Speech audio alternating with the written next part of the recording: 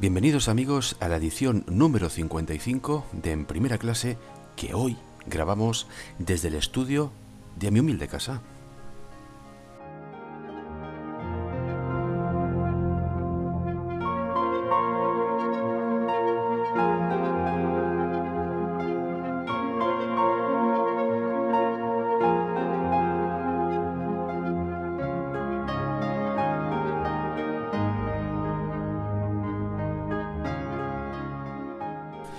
Y es que esta tarde tenemos apasionantes temas, tales como la biografía de Joseph Goebbels por nuestro cronista oficial Luis Hidalgo, y por otro lado nos acompañará el profesor Julio Ponce Alberca, de la Facultad de Geografía e Historia de Sevilla, para estudiar la España prebélica, la España de julio de 1936, y los asesinatos del Teniente Castillo y de Calvo Sotelo.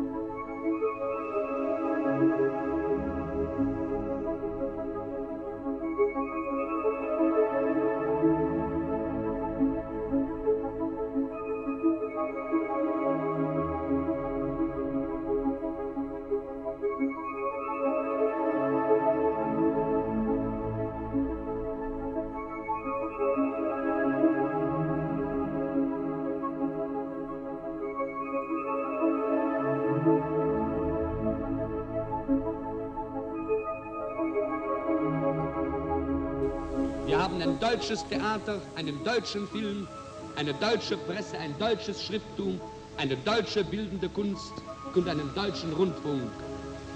Der früher oft gegen uns vorgebrachte Einwand, es gäbe keine Möglichkeit, die Juden aus dem Kunst- und Kulturleben zu beseitigen, weil deren zu viele seien und wir die leeren Plätze nicht neu besetzen könnten, ist glänzend widerlegt worden.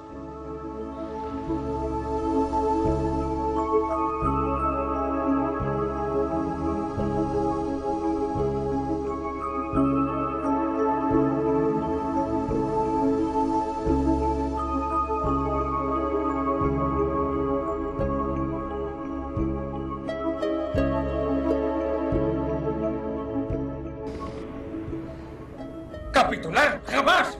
¡Sería bochornoso! Conquisté Berlín a los rojos hace años. Ahora pienso defender la ciudad de ellos, de los rojos, hasta el último aliento. No emplearé mis últimas horas para caer de rodillas. No voy a humillarme. Jamás estamparé mi firma en un acuerdo de capitulación. Hay que proteger a la población civil. Las órdenes del Führer son irrevocables. Tenemos que ser consecuentes con el mandato del Führer hasta el final. Las negociaciones.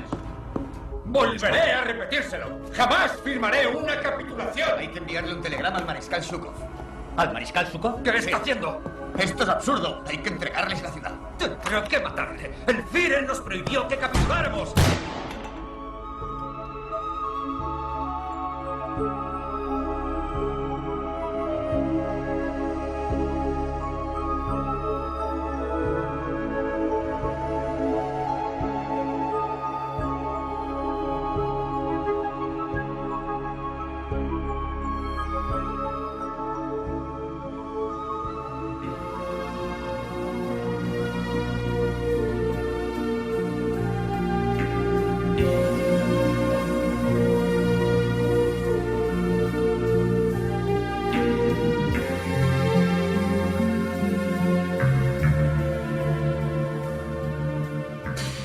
Muy bien, Luis, hablábamos de Goebbels, ya vinculado a Hitler totalmente, ¿verdad? Sí.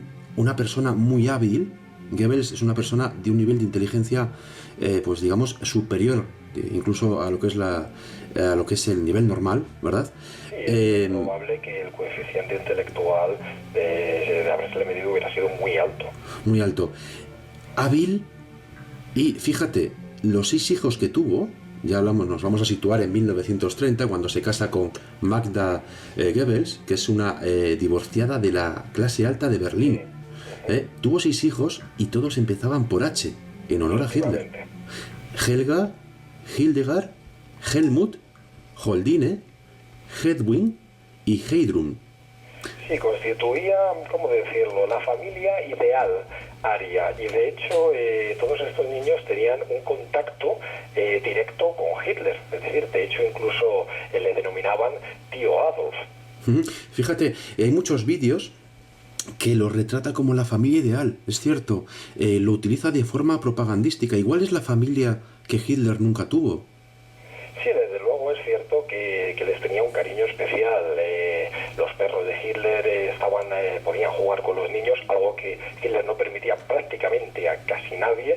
Las veladas en casa de los Goebbels en Berlín eran muy habituales. También los Goebbels en la residencia de Hitler en Berchtesgaden siempre eran también, como decía, habituales. Formaban parte de lo que podíamos denominar el círculo íntimo. Pero Goebbels no es fiel a una sola mujer, ¿verdad? No, eso le cuesta muchísimo. De hecho está sí, incluso a punto de divorciarse de Magda Goebbels, y parece ser que es Hitler quien paraliza dicha solicitud de divorcio. una frase de Goebbels en el diario que dice: voy a dejar a las mujeres y dedicarme por entero solo a una. Y esto se refería a Magda, una mujer bastante atractiva, por lo que era... Luego, era una mujer muy atractiva. Se ha especulado mucho sobre si verdaderamente Magda Goebbels estaba enamorada del doctor o del propio Hitler, al cual le profesaba una adoración que no conocía límite, desde luego. Pero sí, efectivamente era una mujer muy atractiva. Lo que ocurre es que el doctor Goebbels, pues la atracción que tenía por el sexo femenino no tenía límites. Y ojo... En la película española La niña de tus ojos se puede caricaturizar un poco la imagen de Goebbels como un perseguidor de mujeres incesante. Y ojo, porque Goebbels, digamos que en esa época que Hitler habla con Magda y le dice que no se puede divorciar, porque es Magda quien se lo comenta a Hitler, Goebbels tenía ya planeado irse con Lida Varova, irse a Japón. Una actriz chica, que creo recordar. Sí, irse a Japón como embajador de Alemania. No creo que hubiera durado mucho, porque seguramente hubiera tenido algunas conquistas, pero desde luego la idea inicial que tenía era esa. Lo que ocurre es que, claro, la autoridad de Hitler era automáticamente asumida, y si decidió paralizar esa solicitud de divorcio, los Goebbels lo asumieron al instante. Fíjate, Goebbels era siempre atento con sus hijos. En los vídeos de propaganda se les observa diciendo que su papá le gusta jugar con ellos y que es su mejor amigo. Sin embargo... Tenía preferencia por el varón, pero sí, es cierto que aparece como un padre atento, respetuoso, cariñoso. Eran filmaciones que evidentemente se iban a trasladar al pueblo alemán, y era lo que le interesaba. No digo que no fuera real el cariño que profesaba a sus hijos, pero sí que era plenamente consciente de que esas imágenes iban a ser vistas por toda la ciudadanía. Su único hijo varón decía que a él le hubiera dado igual ser homosexual porque su amor era por Hitler, ¿no? Sí, desde luego. Curiosamente, aquí ya dejamos el asunto físico y ya nos vamos a lo que es el significado, lo que es la pura ideología. Yo no sé si la historia hubiera cambiado si Goebbels se hubiera ido a Japón. ¿Tú crees que si se hubiera ido con esta actriz hubiera vuelto pronto? Porque al lado de Hitler, desde luego, era un privilegiado, porque podía hacer y deshacer como quería. Sí, desde luego, hombre, el hecho de formar parte del círculo íntimo pues le hacía ser una persona que tenía una toma de decisiones muy importante, porque además era de confianza absoluta de Hitler, y Hitler era algo que valoraba muchísimo, es decir, quién había estado con él desde el principio. Entonces, pues una vez que desde el año 30 le nombra jefe de la división de propaganda, pues ahí es cuando empieza Goebbels a utilizar todos sus talentos, es decir, a poner su inteligencia al servicio de la victoria nazi. Una victoria que desde luego, pues como él mismo definía, sería como un cuento de hadas, ya que ni ellos mismos la imaginaban posible. Y a partir de ese momento, pues es cuando empieza la preparación de la campaña electoral. En los diarios de Goebbels sí que afirma que el tamaño de la victoria les cogió por sorpresa al partido. Se trabajó muchísimo, es decir, llenó Alemania de banderas, escudos, brazaletes. Hicieron una campaña electoral desconocida hasta el momento, ya que, por ejemplo, recorrieron 50 ciudades en 30 días, algo que no se había hecho nunca anteriormente. E incluso temas bastante novedosos, como por ejemplo el uso del avión rápidamente de una ciudad a otra. Es cierto que tenía una preocupación constante sobre los fondos de la campaña, le preocupaba permanentemente que no hubiera financiación, ya que, como indicábamos al comienzo del programa, que él es un gran organizador. Y esta campaña electoral la definió como una partida de ajedrez por el poder, partida que estaba dispuesto a ganar, aunque la viera francamente difícil. Fíjate, lo primero que hizo fue fundar el órgano de propaganda del partido, el Der Angriff, el ataque. Sí, vamos, Goebbels se le puede considerar como un precursor del multimedia. Y si me permites, sí, Luis, si me permites un segundo, hay quien atribuye que la rápida ascensión de Hitler se debe a Goebbels. Yo creo que sí, es decir, prácticamente casi todos los historiadores lo admiten, ya que, como decía, pues hombre, Goebbels fue el precursor de un multimedia, es decir, que Hitler, las ideas de Hitler estuvieran en un periódico, en documentales de televisión y, sobre todo, muy importante, que apareciera también en la radio. Entonces, ya luego, una vez que los nazis ocuparon el poder, igual que crearon un coche barato para que todo el público pudiera acceder, como era el Volkswagen, también Goebbels se empeñó muchísimo en que existiera un receptor de radio barato, el Volkswagen, para que todo el mundo desde su casa tuviera una radio en la que evidentemente escuchar los mensajes que él preparaba. Fíjate, se dice que sabía cómo movilizar las masas, intoxicarlas y ponerlas en acción. ¿Qué te parece? No, desde luego, él tenía la certeza de que la cultura alemana pues era como una industria proveedora de adhesiones y obediencias al partido nazi, que era fundamentalmente su misión. Desde luego, era su idea fundamental, es decir, que hubiera una divinidad a Hitler, un odio al judaísmo y comunismo, es decir, plantear al pueblo un enemigo sobre el cual poder expresar todo el odio y luego, efectivamente, el control absoluto y riguroso de los medios de comunicación y de la cultura. Mira, efectivamente, pues todo el pueblo pensara lo que ellos querían que pensara. En 1929 es elegido diputado para el Reichstag, de cuyo incendio, según parece, fue el inductor. No hay pruebas, pero sí, efectivamente. De todas formas, tanto el incendio del Reichstag, Goebbels tiene como una especie de historial delictivo de manipulaciones muy importante. Parece ser que es el responsable del incendio del Reichstag, también la quema de libros de adversarios del régimen, responsable también de la noche de los cuchillos largos, también de la noche de los cristales rotos, de la remilitarización de Renania, también de la invasión de Polonia, la invasión de Grecia, utilizando siempre información manipulada. Entonces, en ese sentido, Goebbels intentaba siempre participar en todas estas acciones. Como me comentabas, en el incendio del Reichstag, pues preparó luego mucho, meticulosamente, su reinauguración. Por supuesto, había un culpable, como siempre, porque uno de los ideales de Goebbels siempre era buscar un culpable de algo. En este caso, pues, era un ciudadano polaco el que había realizado el incendio, pero parece que podía estar él detrás de ello. Él era un albañil en paro, era holandés, que era Marinus van der Lubbe. Luego ya en 1933, ya cuando Hitler asume el poder, le convierte en ministro de propaganda. Yo creo, y por lo que estamos viendo aquí, es que Hitler no hubiera sido Hitler si no hubiera estado Goebbels detrás. Realmente el fundador, fíjate lo que te digo, lo que me atrevo a decir, de ese respaldo del nazismo es Goebbels. Hombre, desde luego fue una figura fundamental, eso no se puede negar. No hay que quitarle importancia a Hitler, porque precisamente yo creo que es uno de los problemas que ha habido tanto en el año 33 como con posterioridad, una figura que se ha minimizado. No, yo no le quito, Luis.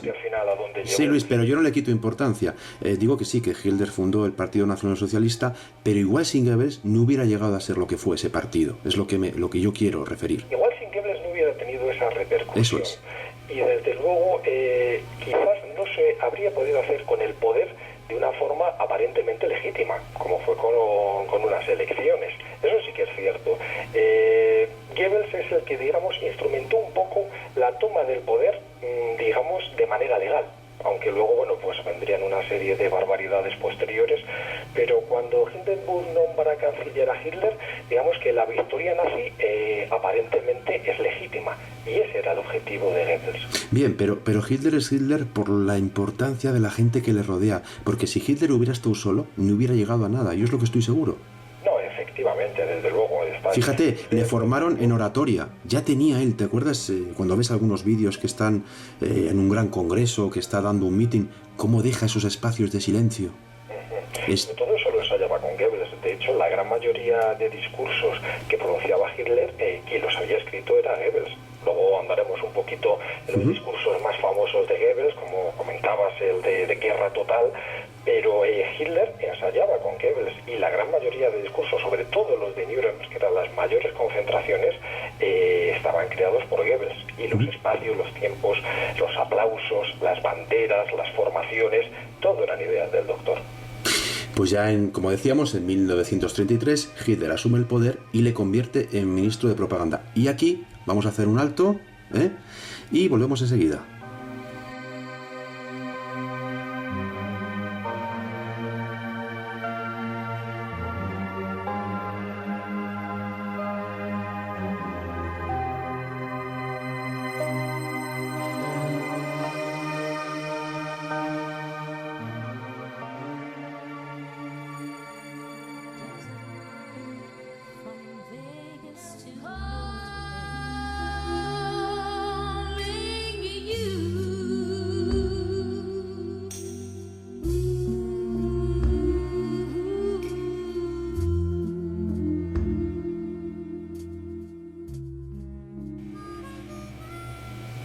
Bien, Luis, como decíamos, 1933, Hitler, Goebbels, ¿qué es lo que pasa a partir de ahora? Pues a partir de ese momento, una vez que los nazis han sido legitimados para poder controlar el país, es cuando el objetivo de Goebbels es instaurar un estado totalmente totalitario, donde únicamente exista el Partido Nacional Socialista. Además, era una persona que se podría definir como bastante rencorosa, y quien se la hacía la terminaba pagando. De hecho, la liquidación de las SA, pues en buena parte uno de los inductores fue Goebbels, quien nunca les perdonó que en uno de sus mítines que hizo en Berlín entraran dentro, desarmaran a las SS y le desautorizaran. De hecho, incluso cuando ocurrió ese suceso, el propio Hermann Göring intentó quedarse con parte del poder de Goebbels, al que le denominaba enano venenoso, y en los diarios de Goebbels figura la frase de que nunca olvidaré lo que ha hecho, según Ian Kenso, que es el historiador de Oxford que más ha escrito, yo creo, sobre Hitler. Por lo tanto, una vez que tienen el poder, poco a poco, digamos que van soltando lastre. Eliminan a las SA, que habían cogido una fuerza muy importante y suponían una amenaza. Sucede el hecho que comentábamos anteriormente del Reichstag. Se queman libros de adversarios del régimen, Thomas Mann, Jack London, Freud, Proust, Emil Zola. Tenemos la noche de los cuchillos largos, ahí es cuando las SA de Ernest Röhm dejan de existir. Y también el 38, cerca ya de la guerra, la noche de los cristales rotos, que es cuando, pues bueno, a partir de ese momento, ya previo sí que lo habían sufrido, pero los judíos comenzarían a experimentar qué es lo que suponía vivir bajo el mandato nazi. Mediante la propaganda, Goebbels endiosó a Hitler, promoviéndole hacia el odio a lo extranjero, es decir, hacia el comunismo y hacia el judaísmo. Yo creo que esto es buscar víctimas propicias para crear un punto de alza, ¿no? O sea, crear un líder a partir de tirar a unos enemigos, ¿no? O de crearse esos enemigos, porque igual necesitan crearlos. No, desde luego, está claro que un líder salvador, es decir, salvador del comunismo internacional y del judaísmo, que era la causa de todos los males. Goebbels también, digamos, tenía las ideas un poco de la puñalada por la espalda, es decir, en la Primera Guerra Mundial, cuando los alemanes pierden la guerra, y hacen esa especie de retirada cuando realmente en el campo de batalla la situación podía estar bastante en tablas. Casi todos los nazis le echarían la culpa al judaísmo internacional y no se lo perdonarían nunca. Por lo tanto, en ese momento es cuando Hitler se dice como la figura que va a salvar a los alemanes de dichos judíos y del comunismo internacional. Son el enemigo y desde luego Hitler es el encargado de eliminarlos. Pero claro, siempre hay un Dios cuando hay un demonio. Cuando el demonio es más demonio, el Dios es más Dios. Efectivamente. Y es buscar... al final se trataba de ensalzar orgullos y sobre todo, como decías, promover odios y convencer a las masas de sucesos que en muchos casos pues podían estar alejados de la realidad. En los propios escritos de Goebbels se ve que no es que llegue a menospreciar a la masa, pero sí que la considera muy manipulable. Ahí está su famosa frase de que una mentira repetida 1000 veces pues termina por convertirse en una verdad. De ahí que a partir de ese momento pues utilice su poder pues para intentar manipular todo este pensamiento del pueblo alemán, por otra parte uno de los más cultos de Europa, lo cual pues era una tarea que exigía una inteligencia pues muy alta. A partir del año 39, cuando comienza la guerra, la primera misión de Goebbels es aislar a Alemania del exterior para que exclusivamente se conozcan las noticias que él quiere que se den a conocer, y luego pues ejercer todo tipo de manipulación. En los primeros años, cuando las victorias en el campo de batalla son muy grandes, pues prepara los recibimientos a las tropas, creando cierta tensión cuando él conocía perfectamente que las victorias se habían realizado, para que el recibimiento fuera muchísimo más caluroso. Como hemos comentado, manipuló las causas del ataque a Polonia. Se supone que hubo un ataque polaco a una emisora alemana, es decir, excusas banales, y desde luego pues también manipuló incluso cuando los alemanes se metieron en Grecia. Se supone que hubo un ataque griego a residentes alemanes. Todo mentira, eran excusas para poder intervenir. Como ministro de propaganda controla la literatura, la prensa, el teatro, la radio, las bellas artes y el cine. En el aspecto cinematográfico, donde conoce a Leni Riefenstahl, presentada por Rudolf Hess y aprobada por Hitler para realizar documentales propagandísticos, el choque de personalidades fue inevitable y ambos se profesaron animadversión mutua. Sí, eran dos personas que no podían ni verse. Leni Riefenstahl estaba muy bien considerada y de hecho pues tenía una importancia muy relevante a la hora de distribuir las imágenes y toda la documentación, documentales sobre lo que eran las actividades del Reich, y esa especie de papel predominante que tenía no era muy bien visto por Goebbels, que quería tener el poder y el control absolutamente de todo, y por supuesto fueron dos personas que chocaron enormemente. Otra de las frases de los diarios de Goebbels es: no hay necesidad de dialogar con las masas, los eslogans son mucho más efectivos, estos actúan en las personas como lo hace el alcohol. Fíjate, y luego añade: la muchedumbre no reacciona como lo haría un hombre, sino como una mujer, sentimental en vez de inteligente. La propaganda es un arte, difícil pero noble, que requiere de genialidad para llevarla a cabo. Los propagandistas más exitosos de la historia han sido Cristo, Mahoma y Buda. ¿Qué te parece?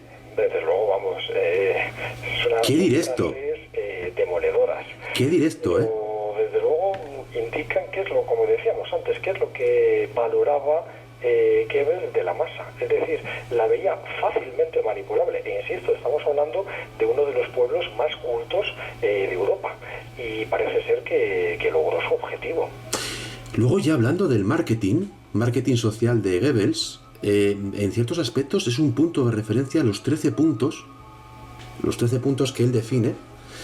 Es una punta de lanza, ¿no? Que a veces, si no es por esta ideología maligna, pero sí que tenía sentido, mucho de lo que decía: ojo, quiero salvar, que no como lo destina o el significado que le da, eso no, ¿vale? Lo que quiero decir es que sí que se veía la inteligencia que le aplica a este tipo de cosas. Sabes los 13 puntos, ¿verdad? Sí. Bueno, lo que pasa es que, claro, no debemos de perder la visión de que estamos hablando de un personaje perverso. Por supuesto que no lo perdemos nunca. Claro. Pero si esta persona hubiera actuado en el bien, hubiera hecho mucho beneficio. Efectivamente. Porque empezamos. El punto 1 principio de simplificación y del enemigo único. Adoptar una única idea, un único símbolo, individualizar al adversario en un único enemigo. Claro, aquí nos encontramos con el binomio judaísmo-comunismo. Son los responsables absolutamente de todos y está muy claro que son ellos. Y el objetivo es que el pueblo lo sepa y que entre el propio pueblo se hable de este enemigo como algo absolutamente cotidiano. Punto 2. Principio del método de contagio. Reunir diversos adversarios en una sola categoría o individuo. Los adversarios han de constituirse en suma individualizada. No, desde el punto era muy parecido a lo que comentábamos anteriormente. Indica mucha inteligencia por parte de Goebbels. Luego, el punto 3 es el principio de transposición. Cargar sobre el adversario los propios errores o defectos, respondiendo el ataque con el ataque. Si no puedes negar las malas noticias, inventa otras que las distraigan. Desde luego, en este punto sí que se puede ver que Goebbels era un genio en ese sentido de la comunicación. Hablabas al comienzo del programa del discurso de guerra total. Creo que ocurre en el año 43. Es decir, cuando la situación en el campo de batalla para los alemanes, para los nazis, es malísima. Es cuando los aliados plantean la rendición incondicional. ¿Por qué? Se ha producido la derrota del Sexto Ejército en Stalingrado, la derrota en el Alamein, Kharkov, y esta situación totalmente negativa, Goebbels la transforma convenciendo al pueblo de la victoria final, en la peor situación que tenían. Vamos al punto 4. Principio de la exageración y desfiguración. Convertir cualquier anécdota, por pequeña que sea, en amenaza grave. Claro, esto lo podemos ver con las causas de invasión de determinados países. Es decir, teníamos muy claro que Alemania invadiría Polonia en el año 39 y se necesitaba una excusa. Sabíamos que la reacción que tendrían Francia e Inglaterra al respecto, pero en este caso lo anecdótico pues era el asalto de una emisora alemana por un grupo de oficiales polacos, los cuales eran alemanes disfrazados, y a partir de esa anécdota transformarlo en una amenaza grave para el pueblo alemán. Su espacio vital no solo no se iba a incrementar, sino que se iba a reducir si el por entonces supuestamente poderoso ejército polaco invadía Alemania y crear en el pueblo el sentimiento de que ellos debían de ser los que tenían que golpear primero. Vamos al punto 5, principio de vulgarización. Toda propaganda debe ser popular, adaptando su nivel al menos inteligente de los individuos a los que va dirigida. Cuanto más grande sea la masa a convencer, más pequeño ha de ser el esfuerzo mental a realizar. La capacidad receptiva de las masas es limitada y su comprensión escasa. Además, tiene gran facilidad para olvidar. Pero qué directo, ¿no? Vulgarizar a un pueblo como el alemán. Pero efectivamente parece que lo consiguió. No hay más que ver las concentraciones de Nuremberg. Los mensajes son claros y sencillos. Incluso en el discurso de guerra total, todo va precedido de yo les pregunto, para que incluso el pueblo se quede con ese chascarrillo para luego recordar el mensaje. Aunque claro, evidentemente lo que van a recordar es más la sensación que el mensaje propiamente dicho, ya que como dice Goebbels, la facilidad para olvidar que tienen es muy marcada. Vamos con el punto 6, que es principio de orquestación. La propaganda debe limitarse a un número pequeño de ideas y repetirlas incansablemente, presentarlas una y otra vez desde diferentes perspectivas, pero siempre convergiendo sobre el mismo concepto, sin fisuras ni dudas. De aquí viene la famosa frase: si una mentira se repite suficientemente, acaba por convertirse en verdad. Y yo creo que efectivamente es lo que ocurrió, porque antes de que el partido nazi se alzara con el poder en Alemania, pues desde luego había otras facciones políticas que tenían un apoyo muy importante. Pero a partir del año 33 fue tal la propaganda hacia Hitler, carteles, banderas nazis, concentraciones, radio, documentales, prensa, que al final, pues claro, el mero hecho de repetirlo continuamente y de divinizarlo continuamente, pues al pueblo no le quedó más remedio que terminar por aceptarlo. Vamos al punto 7, que es principio de renovación. Hay que emitir constantemente informaciones y argumentos nuevos a un ritmo tal que cuando el adversario responda, el público esté ya interesado en otra cosa. Las respuestas del adversario nunca han de poder contrarrestar el nivel creciente de acusaciones. Desde luego en eso también Goebbels era un maestro, es decir, según necesitaba información nueva de refresco con la que desviar la atención, permanentemente lo hacía. En el año 41 creó la ayuda de invierno en el momento que el ejército alemán en Rusia se encontraba absolutamente desbordado por la falta de previsión respecto a la ropa de abrigo que debían de llevar las tropas, y movilizó literalmente a toda la ciudadanía para poder ayudar a esos hombres. Punto 8. Principio de verosimilitud. Construir argumentos a partir de fuentes diversas a través de los llamados globos sondas o informaciones fragmentarias. En este sentido, sobre todo, lo utilizaba mucho con los rivales políticos antes de que pudieran acceder al poder. Es decir, el globo sonda lo lanzaba, generaba la duda y finalmente siempre se podía aplicar aquello de difama que algo queda. O sea, es como los rumores que van creciendo. Porque queremos... La mayoría de ellos infundados, pero que también en relación a uno de los puntos anteriores, por el mero hecho de repetirlo, acaban transformándose en realidad. Vamos con el punto 9, que es principio de silenciación. Es acallar las cuestiones sobre las que no se tiene argumentos y disimular las noticias que favorecen al adversario, también contraprogramando con la ayuda de medios de comunicación afines. Aquí en ese sentido, que no sé si elaboraremos algún programa sobre la figura de Rudolf Hess, sí. El papel de Goebbels fue determinante en el viaje que hizo Hess a Escocia, cuando finalmente aparentemente parece que es capturado, y de la manera más sencilla del mundo, Goebbels le presenta como una persona que ha perdido la cabeza, que no tiene mayor importancia, cuando en sus propios diarios se encontraba enormemente nervioso ante la posibilidad de que la gente valorara cómo el viceführer podía haber hecho semejante actitud.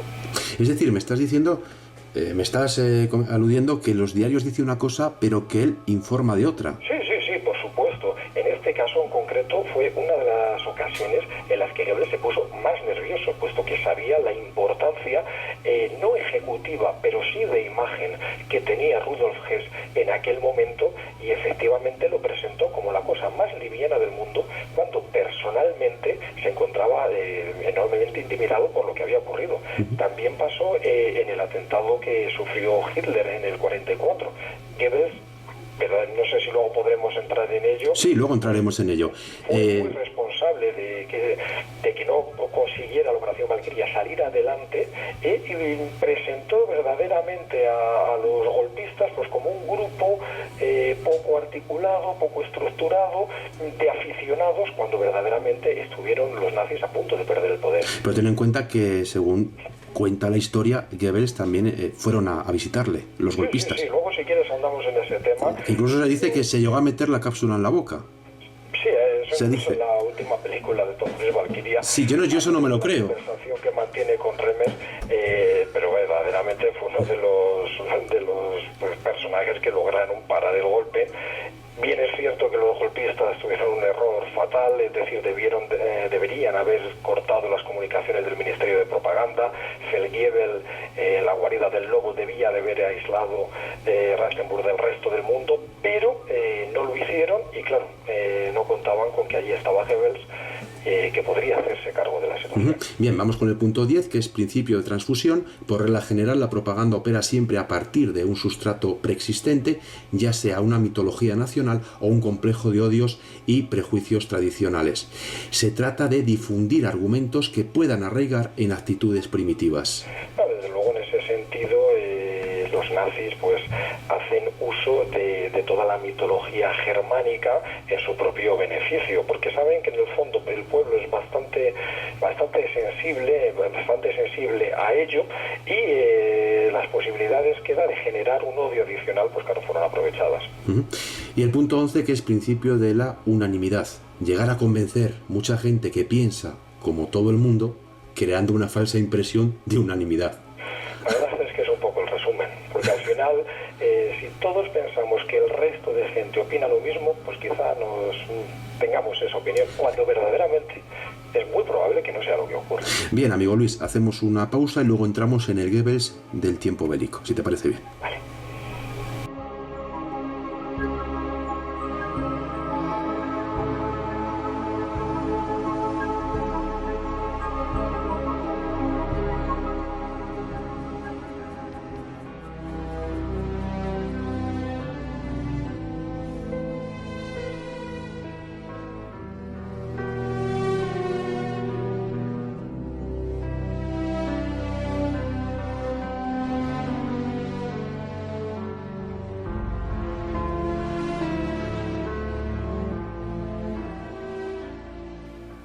Bien, amigos, estábamos definiendo esos 11 puntos de las teorías de Goebbels con Luis Hidalgo. En breve resumen, estos 11 puntos definen casi toda la carrera de Goebbels, ¿no? Pues sí, la verdad es que con estos puntos nos podemos llegar a hacer la idea de hasta dónde podía llegar su mente. Pues claro, no olvidemos para los años 30, 40, digamos, lo adelantado que esto suponía. Que ahora pues a lo mejor estamos más habituados a campañas de marketing electorales muy agresivas, pero esto tenemos que extrapolarlo hace pues prácticamente casi 70 años. Entonces pues Goebbels fue un adelantado a su época, era incluso capaz de un día como el 1 de mayo, día tradicional de la izquierda, darle la vuelta y conseguir hacerlo un día crítico del nacionalsocialismo, pues con 1,5 millones de participantes. Por lo tanto, pues ahí es donde radicaba un poco su ingenio. Goebbels siempre estuvo vinculado a las medidas públicas más radicales. De hecho, sobre cuando hablamos de la solución final, el problema judío, es característico de Goebbels que se refiriera a ello en un lenguaje sin ambigüedades, frente a un eufemismo, ¿no? Que es este mismo término. Es curioso. Pero que Hitler no lo hacía en público.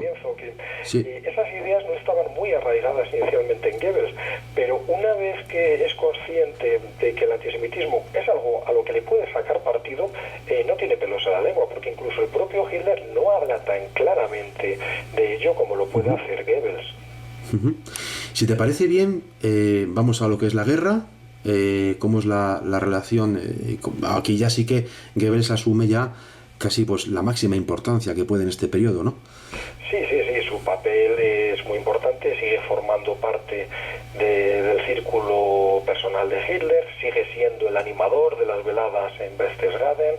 Se decía que tenía una lengua viperina, que incluso Hitler lloraba de risa en sus momentos privados, pero respecto a la guerra forma parte de las decisiones más importantes. Hitler confía mucho en él, no a nivel militar, pero sí a nivel de las repercusiones y de cómo vender las victorias y las derrotas, y también de cómo crear, pues como hablábamos anteriormente en los términos de marketing, excusas para poder invadir países y que su propia gente lo considere como algo correcto. Digamos que promueve la fe firme de la victoria final, cosa que se hace más compleja a partir de 1943, que es cuando, digamos, sueltan más noticias todavía. Es decir, digamos que ante la posible derrota que él conoce, lo que hace es, digamos, invadir al oyente de la radio, a los lectores, les manda más noticias, que no da tiempo a reaccionar por parte del que lo escucha. Su idea fundamental es curioso: cuanto más piensa que van a perder la guerra, más se dedica a convencer a los alemanes de la victoria final. Ya lo dice, que una mentira repetida muchas veces acaba siendo una verdad. Sí, desde luego él hacía uso pues de todo aquello con lo que podía contar. Las armas secretas alemanas al final de la guerra iban a dar la vuelta a la contienda, los aliados serían expulsados del continente, harían fuerza común para expulsar a los comunistas. Todo le servía con tal de indicar a los alemanes que aguantaran porque la victoria estaba cerca. Incluso hasta cuando Berlín estaba asediada por los ejércitos de Koniev, etcétera, él seguía pensando, trasladando a los alemanes ejércitos ficticios que llegarían para poder liberar Berlín. Efectivamente, claro, no existían. Y él era consciente de ello, además. Antes, Luis, hacía referencia al atentado de julio del 44 contra Hitler, el papel predominante que tiene Goebbels. ¿Qué más quieres añadir al respecto? Hombre, ahí fue un papel crucial, porque además en el supuesto de que el atentado de Hitler hubiera salido bien, la verdad es que la historia hubiera cambiado enormemente.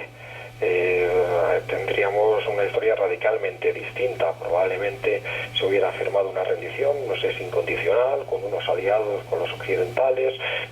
Lo desconocemos, pero desde luego lo que está claro es que la historia habría cambiado. Pero estaba en Berlín Goebbels y participó en este papel crucial para anular el atentado. En Berlín la situación, una vez que la bomba ha estallado en el búnker, pues es muy tensa. La división que hay allí, la Großdeutschland, la que lleva el comandante Remmer, se acantona en todas las calles, y es cuando un funcionario del Ministerio de Propaganda, Hans Hagen, pues ve que hay movimiento, algo anormal. y es el que avisa a Goebbels de que algo se está cociendo. Y como comentábamos antes, hay un error lamentable y es no cortar las comunicaciones de Goebbels, es decir, el del Ministerio de Propaganda, y cuando Remmer va a hablar con Goebbels, él directamente le pone con Hitler, lo cual pues es un golpe magistral, porque desde ese momento Remmer asume que Hitler está vivo y que su posición tiene que ser con el propio Hitler, y claro, a partir de ese momento el golpe ya ha fracasado. Ahora vamos a dirigirnos directamente a lo que es el final de Goebbels y de su familia, si no te parece mal, porque luego quiero ver los diarios de Goebbels, vamos a leerlos un poco, vamos a ir a ver qué datos tenemos sobre su suicidio, cómo se asesina a su familia, ¿no? A los 6 hijos, su mujer. No, la verdad es que es bastante dramático, es decir, una vez que Berlín está sitiada y que es evidente que la guerra está perdida y que los soviéticos pues van a tomar la ciudad en cualquier momento, Hitler le ofrece a Goebbels que escape junto con su mujer y sus hijos, y Goebbels insiste en quedarse en Berlín. Sigue haciendo propaganda contra los bombardeos aliados, a intentar convencer al pueblo de lo inhumanos que son los enemigos, pero eso sí, también tiene muy claro que no hay rendición y que se tiene que luchar hasta el último hombre. De hecho, indica que si alguien es capaz de levantar bandera blanca en Berlín, volará toda la manzana de casas. Por lo tanto, la situación es muy crítica y lleva pues al suicidio final el 1 de mayo en el búnker de toda la familia, primero los niños y luego pues hay versiones contradictorias al respecto de cómo fue, pero lo que está claro es que tanto Magda como él pues se mueren. El 1 de mayo, a los 8 días de permanencia en el búnker, Magda se dice que dejó inconscientes a sus niños con somníferos y luego los envenenó. Otras versiones indican que los niños murieron porque les dieron veneno encubierto en chocolates. Otra de que también fue una inyección que hicieron pasar por vacuna. En fin, son diferentes las teorías.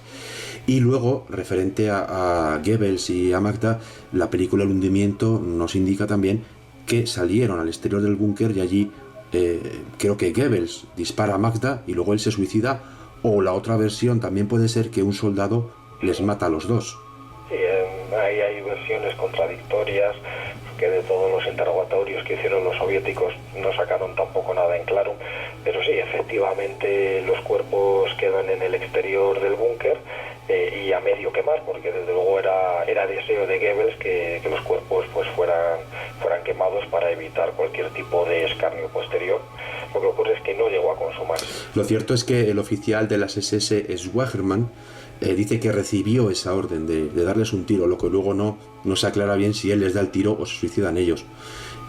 Más tarde, bueno, pues eso, se queman los cuerpos, pero no llegan a arder en su totalidad. Incluso aparecen restos del cráneo de Hitler, si no me equivoco, una mandíbula. Es que ahí ya las versiones todas son muy contradictorias y hay para todos los gustos. Sí, pero Luis, la foto... Los cadáveres no son los correctos que pudieron escapar, pero no son, yo creo que forma quizás parte ya más de la ciencia ficción, pero vamos, tampoco hay una certeza enorme sobre qué es lo que ocurrió exactamente. Pero la foto es muy escabrosa, desde luego desde luego, y con los niños también. Los niños de blanco. Y además están vestidos de blanco. De blanco, sí. Y sí, la verdad es que la foto es muy lamentable.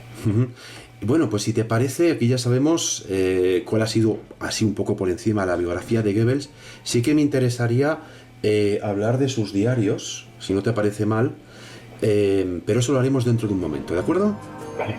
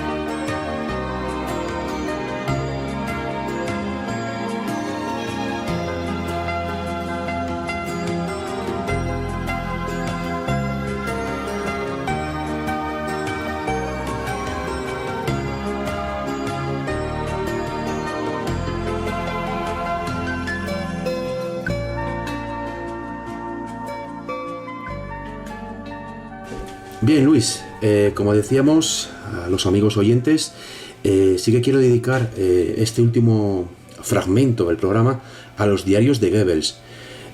Curiosamente, tú decías que lo anotaba todo, ¿verdad? Sí, era muy meticuloso y le encantaba dejar por escrito pues todo lo que habían sido las experiencias del día, y sí que yo creo que está aceptado que existieron esos diarios. Lo que pasa es que, claro, no sabemos si lo que ha salido a la luz son los auténticos o no. Podemos decir que, por ejemplo, el 23 de enero de 1943 escribe que Stalingrado está perdido.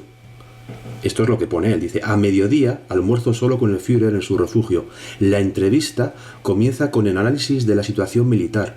Me muestra un resumen sobre la conducta de los italianos. Documento que ha sido transmitido al Führer por oficiales del frente. Parece casi una llamada de socorro. La información es tan atroz que el Führer me ordena no divulgar jamás su contenido. Solo es posible rebelarse ante tanta ligereza, cinismo y cobardía. Es cierto que los italianos han sido siempre una pandilla de cobardes, pero nunca se habían mostrado tan viles. Desde luego, Stalingrado fue pues probablemente el golpe más duro que sufrieron en toda la guerra, y casi con seguridad es el punto de inflexión de la misma.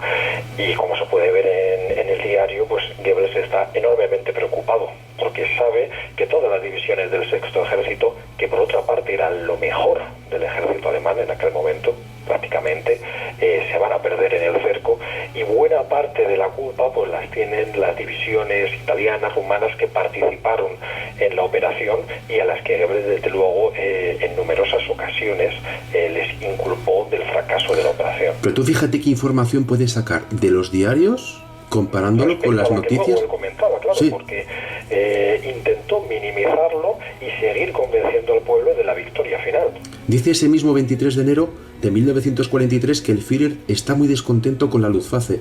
Últimamente funciona algo mejor desde que Milch se encarga de la organización de los transportes aéreos hacia Stalingrado, pero sigue siendo insuficiente. Fue un absoluto fracaso, es decir, de las toneladas que tenían que recibir no llegaba a una proporción más que mínima, y sin embargo Goebbels conseguía elevar la moral, indicando a todas las tropas que estaban allí que sí serían rescatadas y que el ejército salvador llegaría para romper el cerco que habían establecido los soviéticos, cuando sabían perfectamente que primero ni se podía abastecer a esos hombres ni que podrían salir de ese cerco. Fíjate, Goebbels dice ese mismo día: esto me anima a exponer mi programa con mayor énfasis. Repito todas las ideas que he definido tantas veces como mi programa. Lo titulo Conducción de la guerra total. Sabiendo, incluso, date cuenta, sabiendo que está perdido, transmite otro mensaje. Sí, en eso radica un poco su mérito, y en el hecho de que le creyeran, claro, que eso era el principal problema. Nos vamos al 31 de enero de 1943, cuando en su diario escribe: ¿queréis la guerra total? Por la tarde, a las 5, tiene lugar la manifestación tan esperada en el Sportpalast. La afluencia es impresionante. Recuerda el furor salvaje del pueblo. El público pertenece a todos los estratos sociales, desde el gobierno hasta el obrero anónimo. Mi discurso causa gran impresión. La reacción del gentío apenas puede describirse. Nunca antes el Sportpalast fue testigo de escenas de tanta agitación como al final de la manifestación, cuando plantea al público 10 preguntas. La gente respondía con una tormenta de aprobaciones. Esta manifestación causará gran impresión no solo en el Reich, sino también en países neutrales e incluso en el enemigo. Mi oratoria está en plena forma. Gracias a mí, la sala se encuentra en un estado que se asemeja espiritualmente a una movilización total. ¿Qué te parece? Es increíble porque en una situación absolutamente caótica y de derrotas en todos los frentes, y derrotas importantes, como indicábamos, el Alamein, Kharkov, anterior de Stalingrado, parece ser que Goebbels reconduce la situación y no solo minimiza las derrotas, sino que convence a todos los asistentes de que la victoria está ahí, de que es algo fácilmente alcanzable. Incluso va presentando a lo que son sus amigos, Albert Speer, Ley, Saukel, como personajes que también van a colaborar. Albert Speer, desde el Ministerio de Armamento, de Producción, de que la victoria está ahí, es fácil, y todo en el contexto de una serie de derrotas que habían marcado mucho la contienda. Luego, el 27 de octubre del 43, dice diferencias con Hitler. Dice, en lo que se refiere a la posibilidad de una paz independiente con los ingleses o con los soviéticos, mantengo mi punto de vista, que es diametralmente opuesto al del Führer. Él piensa que se podría alcanzar un acuerdo con los soviéticos, basándose en lo que ocurrió en 1939, tras la campaña de Polonia. De esta forma, tendríamos las manos libres en el oeste y podríamos aplastar a Inglaterra desde la base de operaciones que constituye la costa atlántica. Posteriormente, habría que plantearse cómo conseguir en él este espacio vital que necesitamos. Fíjate, ya habla de espacio vital, habla de manipular a lo que es el enemigo por separado, ¿no? Pero bueno, tampoco... Yo creo que él realmente sabe lo que está pasando, es consciente, pero juega su otro papel, el papel de la manipulación en todo momento. Claro, ¿Crees tú, Luis, que... Vamos a ver, digamos sí. que coloquialmente se les había visto ya el plumero, es decir, pudieron hacer el pacto con los rusos para la invasión de Polonia, intentaron en incontables ocasiones llegar a un tratado de paz con los británicos, y en ese momento ya tanto uno como otro eran imposibles. Si Hitler tenía una opinión diferente de la de Goebbels, al final él se sometía al líder del partido, y aunque tuviera un conocimiento distinto, por supuesto aceptaba el del máximo jerarca. Pero ¿tú crees que esta manipulación él la puede desarrollar también en su diálogo, en su digamos diario? Es que, claro, todo depende, porque es una manipulación muy bien orquestada. Es decir, desde el punto de vista de los hechos, está claro que ambas situaciones eran imposibles, pero todo depende de cómo se diga y de las sensaciones que se creen. Bien, ya tenemos que después, tras el atentado fallido contra Hitler, dice, me reúno de nuevo con el Führer, sale de su refugio para venir a mi encuentro, dice, y nuestras primeras palabras me trastornan. Estoy emocionado hasta lo más profundo de verlo delante de mí, sano y salvo. La escena no está exenta de solemnidad. Tengo la sensación de estar frente a un hombre que trabaja bajo la protección de Dios. Sin embargo, su aspecto es el de una persona cansada. Su frente muestra heridas superficiales, cojea ligeramente, ha sufrido quemaduras y en el brazo tiene contusiones. Aparte de esto, no tiene nada. Fíjate todo lo que tiene y no tiene nada. Claro, es transformar una persona que físicamente se encuentra agotada, con problemas, acaba de sufrir un atentado, y sin embargo es capaz de ver cierto toque de divinidad en él. Pues eso es lo que conseguía transmitir al pueblo en definitiva. Los últimos días de Hitler, pues se trataba de un personaje que había sufrido un envejecimiento enorme respecto a la edad que tenía, y para Goebbels pues seguía siendo una divinidad, líder del partido, y así se lo transmitía al pueblo. Ya para ir terminando, el 23 y 26 de agosto del 44, dice, en lo que refiere a la batalla de Francia, los aliados tienen grandes esperanzas en la actividad del maquis francés. Dice, efectivamente nos hemos visto superados por los movimientos clandestinos, cosa que yo no había previsto. Nuestra inteligente y clarividente política extranjera ha conseguido convertir a los franceses pacifistas en combatientes nacionalistas. Apenas se puede ignorar, peor fracaso. Ni ingleses ni americanos han tenido problemas para hacerse con la población gala. La política que hemos desarrollado allí les ha dado las condiciones más favorables.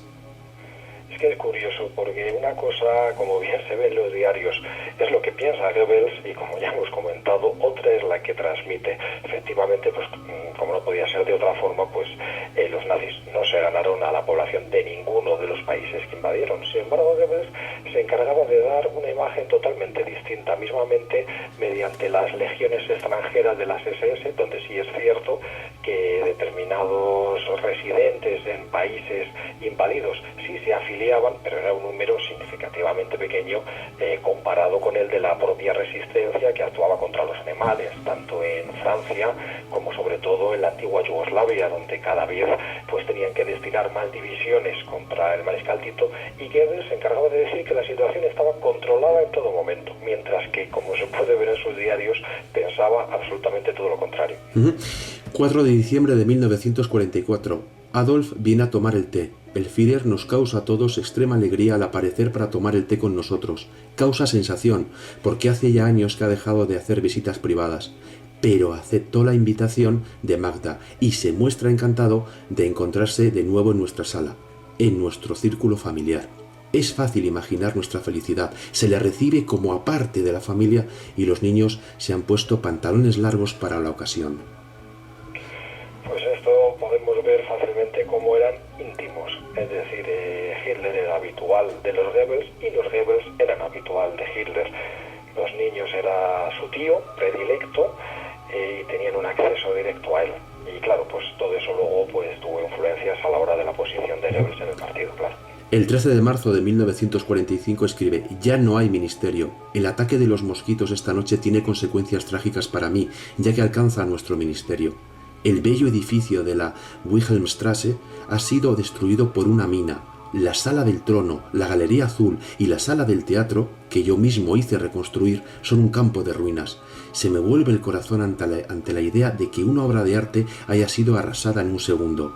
Hace exactamente 12 años, este mismo día 13 de marzo, entré como ministro en este ministerio. Muy mal presagio para los próximos 12 años. Aquí ya es consciente, ¿eh? Sí, plenamente. Es decir, estamos en marzo del 45. Goebbels había pasado buena parte de su trayectoria en Berlín. Era muy enamorado de la ciudad, valoraba muchísimo el patrimonio histórico, artístico alemán y evidentemente con todos los bombardeos de los aliados, pues buena parte de él fue destruido. ¿Qué es lo que pensaba? Pues evidentemente que se estaba perdiendo dicho patrimonio y le apenaba enormemente. ¿Qué es lo que trasladaba a la población? El enemigo, el culpable, con unos bombardeos indiscriminados, está destrozando Alemania y lo que teníamos que hacer es resistir e intentar aguantar. Y ya la última anotación, la última fecha que hace es el 28 de marzo de 1945, cuando dice que un ambiente de fin del mundo, lo define así, dice: el jardín de la Cancillería del Reich ofrece un espectáculo desolador. No es más que un montón de escombros. Se están reforzando las instalaciones del refugio del Führer, que está firmemente decidido a quedarse en Berlín, incluso si la situación se vuelve dramática. En su entorno militar reina un ambiente de fin del mundo, prueba de que el Führer solo ha reunido a su alrededor a personas débiles. Fíjate, personas débiles. Sí, aquí ya todo está terminado. Buena parte de la gente de confianza de Hitler le ha traicionado y desde luego Goebbels en pocas ocasiones demostró admiración respecto al resto del ejecutivo nazi. Sí es cierto que podía mantener buena relación con Speer y otras personas parecidas, pero consideraba que había demasiadas personas que no estaban a la altura. Fíjate, hay dos frases que sigue más adelante. Dice: el Führer confía de forma inquebrantable en su buena estrella, lo que es admirable. Y luego más adelante dice: el Führer muestra una amplitud de miras como en raras ocasiones. Sí, se pensaban que ocurriría como con Federico el Grande, que estando todo perdido, pues la situación se revertiría, conseguirían cambiarla.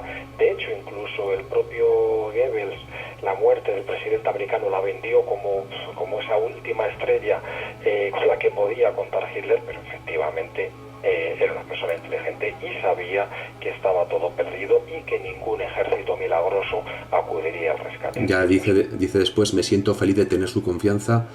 Y curiosamente, de las últimas palabras que dice en este diario es: por terrible que sea la situación, podemos manejarla. Y luego dice: mentira, fidelidad y opciones hasta el final, aunque bueno, ya poco había. Y luego ya quita importancia, fíjate, ya con lo último. Por la noche, después del ataque de los mosquitos, hojeo una serie de papeles privados que se remontan a la época de nuestra lucha política. Vuelve a la nostalgia, date cuenta, ¿eh? Sí, la nostalgia pues de su gran momento, es decir, porque evidentemente consiguieron mucho, partiendo de muy poco, con unas artes pues muy discutibles evidentemente, pero efectivamente tuvieron su momento de gloria y en ese año 45 pues ya estaba todo perdido. Parece como si... recuerdo. Sí, y ya para terminar, parece como si me enviaran un saludo desde la lejanía de aquellos tiempos felices que ya no volverán. Efectivamente. Se refiere a los papeles. Ya no volverán. Bueno, ¿qué te ha parecido el programa? ¿Qué te ha parecido esta crónica? Sí, es un personaje que yo creo que da para mucho, es decir, tiene mucho de lo que aprender. Evidentemente, ojalá hubiera dedicado ese talento las acciones, pero lo que no se puede negar es que fue un adelantado a su tiempo y de alto, importante, responsable de que finalmente Hitler accediera al poder y pues hicieran pues todas las fechorías que realizaron. Bueno, pues Luis Hidalgo, hemos tenido esta hora y 5 minutos de entrevista, más luego, bueno, lo que dura el audio documental, etcétera, etcétera. Yo creo que resumir la vida de Goebbels en una hora ya es un intento bastante complejo, es una labor compleja. Vamos terminando. ¿Quieres añadir algo más? En fin, terminamos aquí. Sí, únicamente que ojalá surjan más personajes como Goebbels, pero que tengan otras intenciones y que utilicen su talento de otra manera. Muchas gracias. Luis Hidalgo, nuestro cronista favorito de la Segunda Guerra Mundial. Espero pronto verte, a ver si trabajamos a Rudolf Hess. Y yo te propondría también a Stalin, porque cuidado con Stalin también. También. Muchas gracias, Luis. Un abrazo. Un abrazo.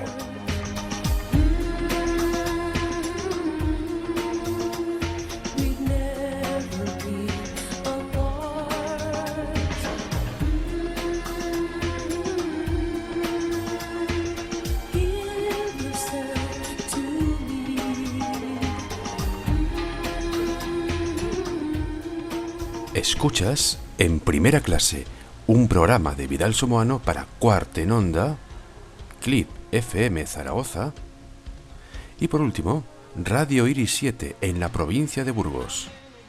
En Primera Clase, divulga con nosotros.